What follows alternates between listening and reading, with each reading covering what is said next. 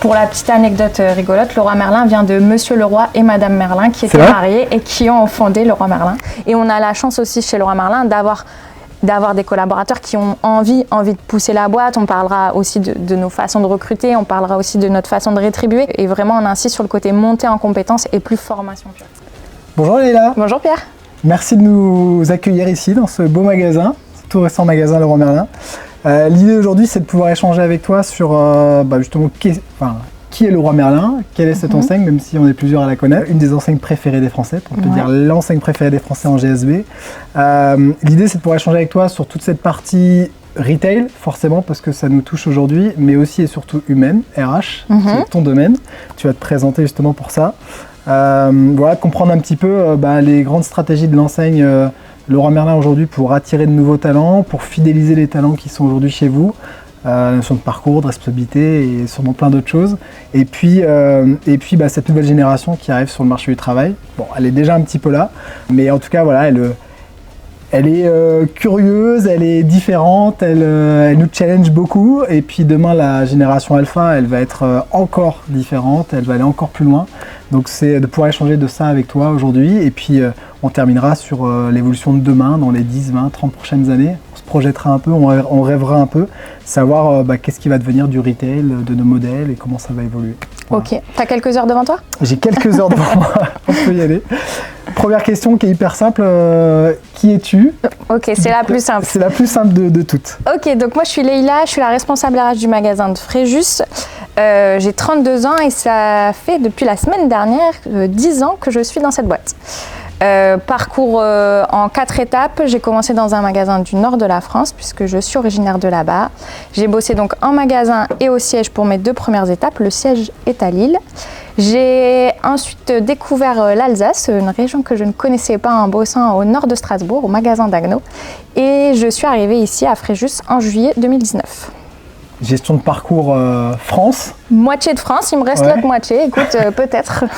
J'ai encore un peu d'années devant moi. La retraite sera sûrement à 65 ans. Donc... On en reparlera après justement de cette gestion de parcours et de cette mobilité, ce sera intéressant. Si on reste sur la partie présentation, est-ce que tu peux nous parler un peu de l'histoire de Leroy Merlin? Ouais, deuxième question facile, ça va jusque-là. Pour l'instant, on est bien. Leroy Merlin, enseigne du groupe ADO. Donc ADO, c'est un groupe où il y a Leroy Merlin, c'est la plus grosse des enseignes. Bricoman, Cabane, Zojo et puis d'autres enseignes qui sont exclusivement sur Internet. Et Leroy Merlin fêtera l'année prochaine ses 100 ans. Okay. Pour la petite anecdote rigolote, Leroy Merlin vient de Monsieur Leroy et Madame Merlin qui étaient mariés et qui ont fondé Leroy Merlin. Donc c'est une enseigne qui est apparue après-guerre, qui vendait des choses qui restaient de la guerre et puis qui a évolué sur son marché et qui est essentiellement maintenant tournée sur l'amélioration de l'habitat et le bricolage. Ok, grosse en tout cas présence en France, mais aussi à l'international. Est-ce que tu peux nous en parler? Ouais, 140 magasins en France, donc 140 magasins, quelques entrepôts, des directions régionales, le siège qui est à Lille, donc grosse présence en France, 30 000 collaborateurs. Okay. Et puis présent à l'international, donc au plus proche en Europe, on est en Italie, on est en Espagne, au Portugal, etc. Mais on a aussi des succursales en Afrique du Sud, au Brésil. Et puis on a dans certains pays, on est présent uniquement sur Internet. Je pense à l'Australie où on a uniquement un site Internet, on n'a pas de magasin physique. Si on parle spécifiquement du magasin de Fréjus, dans une dizaine de jours maintenant, on va fêter les 4 ans du magasin. Donc il a ouvert en octobre 2018. C'est un magasin donc tout récent qui est un des derniers concepts de la boîte. Quand je suis arrivée en 2019, il y avait 130 collaborateurs. Aujourd'hui, il y en a 165.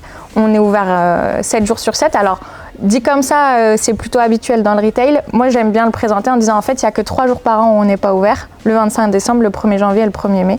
Tous les autres jours, on est ouvert. Alors, le dimanche en demi-journée. Mais en tout cas, donc voilà, magasin récent, magasin qui a été construit avec les équipes. Là, tu vois, on est dans notre salle de réunion. Ça a été aussi pensé avec nos équipes. Et puis qui évolue aussi avec les équipes et les personnes qu'on recrute au fur et à mesure. Ok, la cible client de ton magasin, alors on va dire peut-être même la cible client aujourd'hui chez Leroy Merlin, celle qui est visée et celle que tu as aujourd'hui sur le magasin. Alors la cible client chez Leroy Merlin, ça a toujours été plutôt le particulier, même si on s'oriente encore plus vers le pro. Ça fait quelques mois où on a la stratégie d'ouvrir nos cours matériaux à 7h, notre retrait marchandises à 7h pour pouvoir actionner sur ces leviers-là de pro. Sur le magasin, nous, sur la région de Fréjus, on est plutôt sur de la résidence secondaire ou de la résidence avec jardin. Donc forcément, on cible plus le particulier que le pro, en tout cas aujourd'hui. Et puis sur des paniers qui sont un peu plus élevés que la moyenne France, mais parce que le contexte de la région fait ça. Ouais, ok. Si on porte un peu notre regard sur l'évolution du retail en France ces dernières années, il s'est passé plein de choses. Je pense au Covid, qui a été quand même quelque chose d'hyper structurant dans plusieurs sens, d'ailleurs, dans le bon sens et parfois dans le mauvais aussi. La GSB qui continue d'évoluer, je pense notamment à tout ce qui est magasin de proximité qui se développe beaucoup. Casto le fait, vous le faites aussi. Aujourd'hui, c'est quoi toi ton regard sur, à la grosse, sur les 5-10 dernières années? Comment tu vois cette évolution? Quelles sont pour toi les bonnes choses et les choses qui vous challengent un peu plus? Je pense que ce que tu dis, c'est l'évolution, il y a un avant et un après Covid. Tu vois, si on regarde même pas à 10 ans, il y a un avant et un après Covid. Il y a 5 ans, aller dans la grande distribution, c'était normal. Patienter en caisse, c'était normal. Patienter pour voir un conseil de vente, c'était normal. Et quelles que soient les enseignes. Aujourd'hui, le Covid a fait que les gens étaient chez eux en confinement. Et donc, Internet a été démultiplié. Et l'omnicanal dans tous les retail, dans tous les magasins. Et en fait, on voit aussi qu'il y a un avant et un après Covid, dans le sens où nous, sur de la GSB, on était magasin de première nécessité, donc on était ouvert. Il y a des choses auxquelles on pensait, je pense par exemple au drive, on y pensait depuis longtemps, ça fait longtemps qu'on y réfléchit, et ça a été le Covid a été catalyseur. On n'a pas eu le choix que de s'adapter. Nous, nos magasins, ils ont été fermés une semaine pendant toute la période de Covid, puisque du jour au lendemain, on s'est mis en place, on a fait des quais sur le parking du magasin, on a fait des choses pour le drive. Là, je parle de la GSB. Si on parle du retail en général, ça n'a pas été la chance de plein d'autres enseignes. Je pense notamment au côté vestimentaire, prêt-à-porter, où c'était pas des magasins de première nécessité. Et donc, on voit aussi que il y a eu l'avant et l'après Covid. Il y a aussi beaucoup de boutiques qui ont fermé et beaucoup d'enseignes qui ont du mal à se relever à aujourd'hui. Et donc pourquoi il y a eu aussi un avant et un après Covid, c'est que aujourd'hui, si t'es pas omnicanal et si tu te concentres sur du retail magasin, il y a une obsolescence de l'enseigne. Ça, c'est sûr et certain. On ne peut plus ne pas s'adapter aux besoins de nos clients, de nos habitants qui veulent commander sur Internet, ils veulent que ça soit rapide. Il y a plein d'enseignes qui sont uniquement sur Internet. Je pense à Amazon, même s'ils sont en train d'ouvrir des magasins un peu différenciants. Mais Amazon, c'est le tout de suite. Et nos clients, ils deviennent aussi tout de suite. Et donc, nous, on doit aussi s'adapter à ça.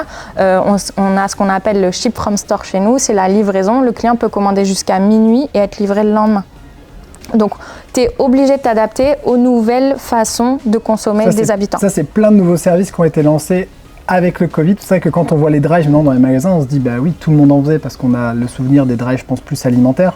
Mais on se dit oui, c'est normal en fait. Mais finalement, il y a encore 2-3 ans, ça n'existait pas. Il y a encore 2-3 ans, ça n'existait pas. Et les enseignes qui n'y sont pas aujourd'hui, elles vont avoir du mal à s'en remettre et elles vont souffrir.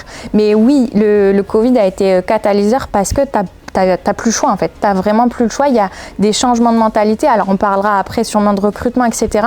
Mais je pense que c'est un changement d'état d'esprit de l'intégralité des personnes qui vivent en France ou à l'étranger d'ailleurs, c'est pas franco-français. Justement, pour rebondir sur ça, des nouveaux services certes, le drive, j'imagine aussi plein de nouveaux services digitaux ou des nouveaux outils omnicanaux.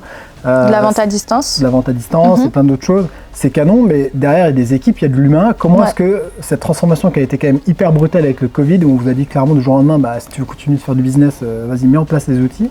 Comment est-ce que toi, en tant que RH, et avec tes autres homologues, éventuellement, vous avez pu amener cette transformation, et même auprès de vos collaborateurs? Nous, il y a deux choses. Le Covid a installé plein de nouveaux services et de nouvelles façons de fonctionner, c'est sûr. Nous, on a eu la chance, comme je te l'ai dit, de ne pas fermer et on a eu la chance de garder nos magasins ouverts, mais avec des personnes qui étaient volontaires pour venir travailler. Donc ces changements, on les a mis en place aussi avec des personnes qui se sont dit moi, je veux venir bosser, il y a des choses que je veux mettre en place. Je parle de la vente à distance parce que il y a 3 ans, jamais j'aurais imaginé vendre une cuisine à distance en visio. Je sais pas toi, si tu achèterais ta cuisine avec quelqu'un en visio, on l'a fait pendant le Covid. Et c'est des personnes du siège qui ont pris le relais et après c'est redescendu en magasin. On a vu que ça fonctionnait, donc là on le fait aussi sur de la salle de bain, sur de la cuisine, on le fait. C'est un service qu'on propose. Et donc comme pendant le Covid, on était là avec des personnes qui étaient volontaires, qui ont montré que c'était possible. Ils montrent aussi la voie à leurs collègues qui sont revenus après et qui n'étaient pas forcément là pendant le Covid ou qui n'étaient pas sur cette team de vente à distance puisque c'était une team spécialisée. Et donc, c'est aussi de s'adapter à ce que nos clients veulent, mais aussi à nos collaborateurs. C'est bien aussi de voir autre chose dans ton métier, de te dire demain, je faisais 90% de vente à mon point conseil ou dans mon rayon. Demain, je suis des fois derrière un ordi, en visio, avec des clients et c'est plutôt chouette. Et on a la chance aussi chez Leroy Merlin d'avoir des collaborateurs qui ont envie de pousser la boîte. On parlera aussi de nos façons de recruter, on parlera aussi de notre façon de rétribuer. Mais c'est des collaborateurs qui ont envie et qui, pour certains, font le même métier depuis 20 ans et donc ça donne aussi un nouveau souffle. C'est de la diversité et du renouveau. Ok, et il y a eu des formations qui ont été amenées pour accompagner ça ou ça s'est vraiment fait des échanges entre les uns et les autres, ça c'était hyper fluide? Nous, on a déjà de base, on a un système de formation qui est plus poussé que dans d'autres enseignes. On a des formations qui se font en présentiel puisqu'on a un organisme de formation en interne qui s'appelle IDLM et donc on a des formations produits avec le test des produits par nos collaborateurs, etc. directement au sein de Leroy Merlin.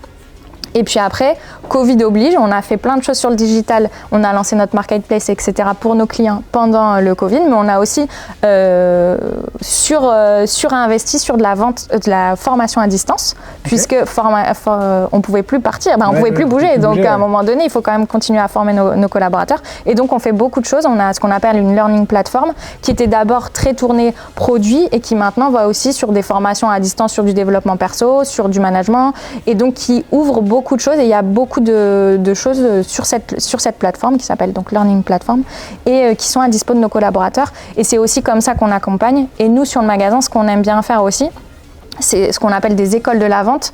Donc comme son nom l'indique, c'est des moments d'1 heure à peu près où on apprend ou en tout cas on monte en compétence sur un sujet et elles sont animées directement par nos collaborateurs. Parce que quand je suis conseiller de vente dans le magasin, moi je trouve que c'est mieux si c'est un de mes collègues conseillers de vente qui m'apprend comment il fait plutôt que quelqu'un qui ne fait pas mon métier. Donc voilà. Et tu vois, il y a aussi tout un changement de paradigme à ce niveau-là. On parlait de plan de formation avant. Maintenant, on parle vraiment de plan de développement de compétences puisque à l'intérieur, on intègre des journées d'ouverture, des vies ma vie, etc. Et donc c'est aussi comme ça qu'on accompagne. Je vais suivre une formation et j'en ressors et je mets en application. Non. C'est juste du partage d'expérience. Exactement. Parce que ça vaut le coup d'aller en formation. Il faut apprendre les bases du produit. Ça, il y a bien sûr qu'il y a un vrai enjeu sur les bases du produit. Mais par contre, après, il y a plein de choses qui s'apprennent différemment. On peut aussi se dire, on regarde des TED. Il y a plein de choses qui se font différemment. Et les méthodes de formation, elles doivent être différentes. Et vraiment, on insiste sur le côté montée en compétences et plus formation pure. Ok. Alors, il y a plein d'opportunités, j'ai l'impression, qui sont nées de ce moment difficile pour beaucoup quand même, le Covid. En tout cas, tu en parles avec beaucoup d'optimisme. C'était un très bon moment professionnel pour moi, donc voilà. Non, mais c'est top. J'imagine aussi qu'il y a eu des moments peut-être un peu plus délicats. On va parler maintenant de la tension un peu et du marché du recrutement. Ouais. Vous êtes une boîte qui est adorée par les Français, qui se renouvelle, qui avance, qui fait plein de belles choses. Pour autant, est-ce que toi aujourd'hui, malgré ça, malgré votre position de leader, tu ressens cette tension sur le marché du recrutement? On peut toujours parler du Covid parce que, à aujourd'hui, sur le marché du recrutement, et je te parle là du dernier semestre 2022, on voit qu'il y a beaucoup plus d'offres que de demandes. Donc déjà, c'est très compliqué de recruter dans cette position de marché, on va dire ça comme ça. Et puis le Covid, il a aussi donné l'opportunité à beaucoup de monde de télétravailler, ce qui est impossible dans nos magasins. On ne va pas se cacher, hein. Nous on est en direct avec le client, de prendre aussi du temps pour soi, etc. Et donc oui, le marché du recrutement, le recrutement, il est plus compliqué aujourd'hui parce que chacun recherche aussi un autre équilibre de vie et comme je te l'ai dit, nous on est fermé en fait que 3 jours par an. Et donc, c'est pas forcément ce qu'on recherche aujourd'hui quand on veut quitter son emploi, d'aller travailler jusqu'à 20h le samedi, de travailler le dimanche matin, ce genre de choses. Et je te parlais aussi du recrutement et du marché de l'emploi aujourd'hui. Avant, nous, on avait ce côté enseigne préférée des Français ou en tout cas enseigne qui donne envie de venir travailler. Et on allait plutôt chercher des candidats qui étaient qui étaient plutôt passifs. On leur disait coucou, on existe, viens travailler chez nous, et puis voilà, ça se faisait un peu comme ça. Maintenant, les candidats sont beaucoup plus actifs, ils recherchent des entreprises avec des fortes valeurs, ils recherchent un état d'esprit, ils recherchent des choses beaucoup plus spécifiques qu'avant, et donc c'est aussi à nous de nous adapter et d'être aussi plus en proximité.